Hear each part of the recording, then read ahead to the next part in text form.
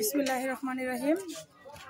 আজকে 2024 সালের যে ভয়াবহ বন্যা, আসলে এটা কোনো প্রাকৃতিক বন্যা না, এটা আমরা সবাই জানি। এটা আমাদের উপরে যে জুলুম অত্যাচার করেছে ভারত, মাঝরাতে আমাদেরকে ডুবিয়ে দিয়েছে। বাংলাদেশের পূর্ব অঞ্চল অনেক মানুষ মারা গেছে, সবার রুহের মাগফিরাত কামনা করতেছি। আমি সন্ধ্যা এনএফের পক্ষ থেকে, কুমিল্লা শাখা কার্যালয়ের পক্ষ থেকে এখানে আসছি। এটা বিটিকান্দি ইউনিয়নের দড়িকান্দি গ্রামে আমরা আজকে ত্রাণ দিলাম, এবং নারান্দা ইউনিয়নে নারান্দা গ্রামে যাদের নদী ভাঙ্গনে ঘরবাড়ি চলে গেছে তাদেরকেও আমরা ত্রাণ দিতে পেরেছি।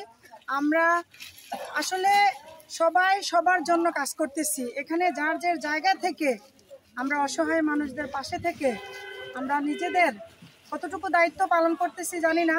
বন্যা শুরু থেকে আমি আরেকবার এসে ত্রাণ দিয়ে গেছি, আজকে আসলাম, দ্বিতীয় দিন ত্রাণ দিতেছি। এই এলাকার যারা আছে সার্বিকভাবে আমাকে সহযোগিতা করেছে, এবং আমার ব্রাঞ্চের যারা আছে তারাও সার্বিকভাবে সহযোগিতা করেছে। সকলকে আমার পক্ষ থেকে আন্তরিক ধন্যবাদ। সবাই ভালো থাকবেন।